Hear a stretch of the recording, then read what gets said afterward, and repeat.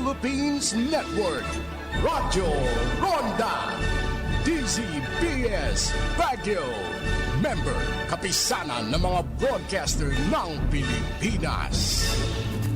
Presumptive President or President-elect Bongbong Marcos's days as an ordinary citizen will soon come to an end. The same goes for his running mate, Presumptive Vice President Sara Duterte, who will serve as the country's next education secretary. The Senate and House of Representatives convening a joint Congress to form the National Board of Canvassers for the two highest elected positions of the land, ignoring a petition at the Supreme Court to cancel BBM's certificate of candidacy. Now, in this episode, we will walk you through the canvassing process and why it matters.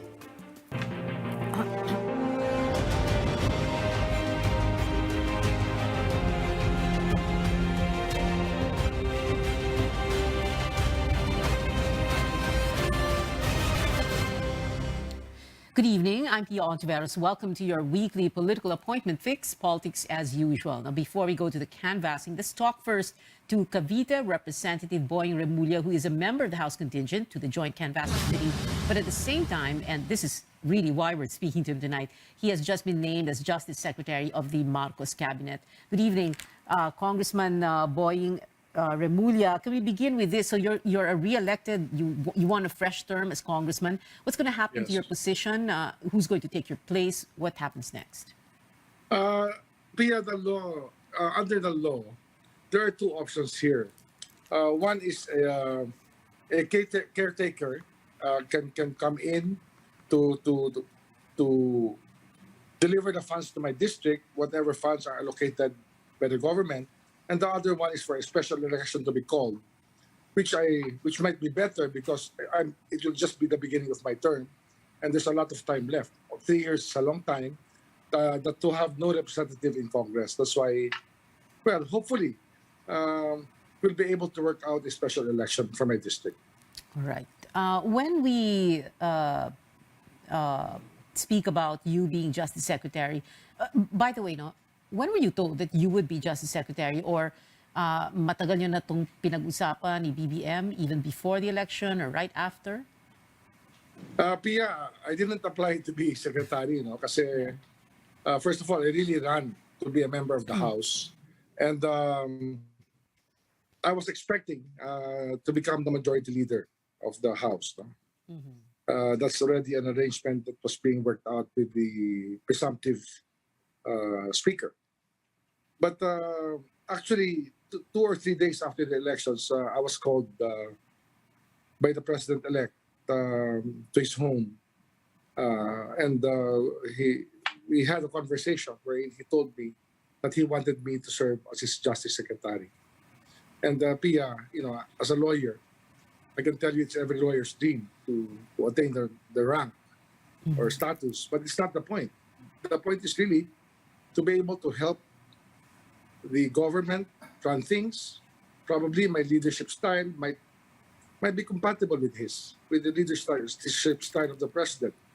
And it's just a dream for me to be able to serve in this capacity. And with the problems the country has, somebody has to step up. And I'm willing to take a challenge for this. Can you give us an idea of what you're going to be doing as Justice Secretary? Like, what kind of program? What are you going to focus on? Are you going to, like, for example, look very well into the prosecutorial service? Other DOJ programs? Well, the DOJ is a very, very big department, Pia.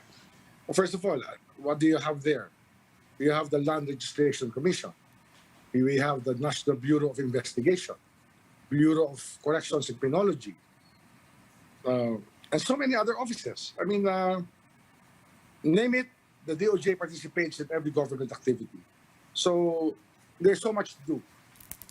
And the most important thing probably is the rate of prosecution, acquittal and conviction that is happening right now, where there are jails, when we talk about overcrowded jails, it's because of the slow pace of justice.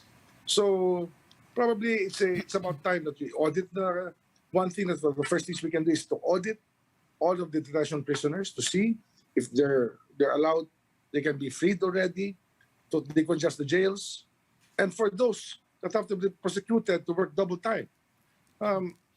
Pia, there's a saying, di ba? May sine, sinasabi nga, and justice for all. Eh dapat dito ang hustisya para sa lahat talaga, sa mayaman at sa mahirap. Ang nangyayari, ang nagdudusa talaga, yung hindi masyadong, yung walang kaya sa buhay. Kaya kinakailangan bigyan natin ng pag-asa ang taong bayan. Ang hustisya ay naroon para sa lahat. Para sa lahat, mayaman, mahirap, lahat ng Pilipino ay dapat magkaroon ng hustisya. And justice for all, it's good you brought that up because, for example, there are plenty of wrongful convictions, for example, or there are people who we know we should be in jail or in prison and are out Yes. scot-free. Yes. Maraming rin nakakulong na hindi dapat nakakulong. At marami namang napapawalang salan na may kasalanan talaga. Kailangan talaga bantayan ng gusto, Pia. Dito magkakasubukan dahil ang bigat kasi na kagaya ng NBI, kasama natin ng NBI. Kagaya ang kalaban namin dito sa DOJ, sindikato, di ba? Hindi lang sindikato, mga Pilipinong gustong wasakin ng bayan natin, mga mandaraya, lahat ng uri ng criminal activity sakop talaga ng aming mandate. Kaya talaga we have to hit the ground running and to make sure that all of these things are really solved. Marami kasing pwedeng ma-solve na hindi na-solve dahil hindi hands-on ang ibang tao sa trabaho nila. O kaya medyo ang institusyon ay walang mababa ang moral, minsan walang budget, at minsan talaga kauntsaba ng sindikato yung iba. Kaya iayos natin ang lahat. Itama ang mali. Sabi nga ni Ping Lacson, iyon, kailangan natin gawin lahat yan. Okay.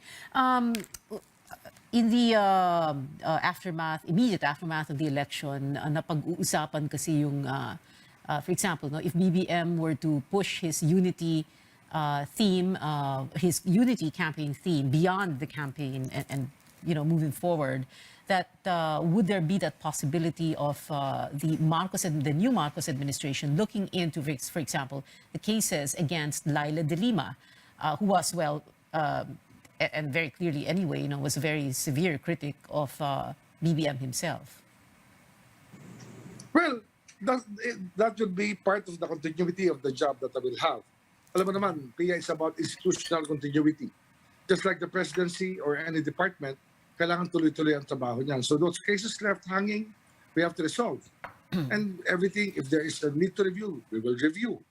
Pero, yan, lahat yan, kasama yan, PIA. Politics or no politics, ano yun may kaso talaga yun. Wala tayong magagawa. Ang magagawa lang natin dyan, siguraduhin lang natin na tama ang ginagawa ng justice system sa lahat ng inuusig. At yun ang kailangan natin gawin, ang karapatan igalang natin. Lalo na ang ating constitutional rights. Well, yun ang importante, to do what is right. Kong Boying, also, we have a minute and a half to go before we let you go because I understand you do have something to attend to. Let's talk very quickly about the canvassing. So you have that petition to cancel yung COC ni BBM pending before the Supreme Court, but at the same time, it is all systems go for the canvassing. You have a 31 million votes for the president-elect and equal number of votes also, give or take, for Sara Duterte. So, dire-diretso lang ito, hindi po ba? The canvassing, as a matter of fact, people are saying perhaps by Wednesday evening or earliest Thursday, we could have a proclamation already. Well, we hope that we can finish everything by that time. Ano kasi, Pia, it is our constitutional duty to do this. Hindi naman ito binigay sa Korte Suprema para i-desisyon kung sino magiging presidente ng Pilipinas, di ba? Ang saligang batas, sinabi, the National Board of Canvassers shall be constituted. Kaya gagawin lang namin ang aming tungkulin sa abot ng aming makakaya. Kaya lahat ng sistema ang ginawa namin ngayon dito sa House ay very transparent. And one of the reasons why today I announced that I already admitted that I accepted the invitation of the President to join the cabinet is for transparency sake, no? Kasi kasama ko sa Board of Canvassers, baka mamaya ito na naman, meron na namang alingangaw. Ito, we're being transparent, Pia. Pero ito naman kasi, this was set up a long time ago under the leadership structure of the House, as it is under Speaker Velasco. Kasama talaga ako dyan sa listahan niya nung araw pa. But it's better that I disclose it prior to the canvassing para naman good faith tayo. No one can say masasabi anything sa na. atin. Oo, Diba? oo. Well, there are 31 million votes for BBM. And lastly, Yes. final words from you. Ang ginawa namin dito, talaga in the spirit of transparency, there's a space for the lawyers, there's a space for the media, everything is being guarded bipartisanly. Kaya lahat ng pwedeng gawin nandiyan na. And then, under the rules that we will adopt, talagang yung rulings nito will be both the Senate and the House will agree on the rulings. If there are objections, then they will be resolved accordingly under the rules that we will adopt. All right, final words. Well, marahil ang isang dahilan kaya tinanggap ko ang hamon na to ay gusto ko talagang sabihin sa tao, no? sa tagal ng aking paglilingkod sa Justice Department, sana mahalin natin ang bayan natin. Ang problema kasi, the nation state is under threat from big business interests. The Filipino should be proud of his country. We should not shoot ourselves in the foot. Tama yung space. Kaya nga bagay kami ni Pangulo, sabi niya magkaisa tayo. I believe that. But, yun nga, sana naman, yung mga hindi nagwagi, matatapos ang canvassing na, ay tanggapin na at bigyan ng pagkakataon na maglingkod na maayos ang mga taong nahirang ni Pangulo at lalong-lalo na ang ating President-elect BBM. Sana bigyan naman kami ng pagkakataon na maglingkod. Alam ko na may babatikos, sanay naman tayo sa batikos, pero tingnan natin with an objective eye kung talagang tama ang ginagawa namin para sa bansa natin. Diba? Isang bansa sana tayo. Yung unity is really important to our country at this time. Congressman and soon-to-be Justice Secretary Boying Remulla, thank you very much for being with us tonight, sir. We'll be back after a quick break. Stay tuned.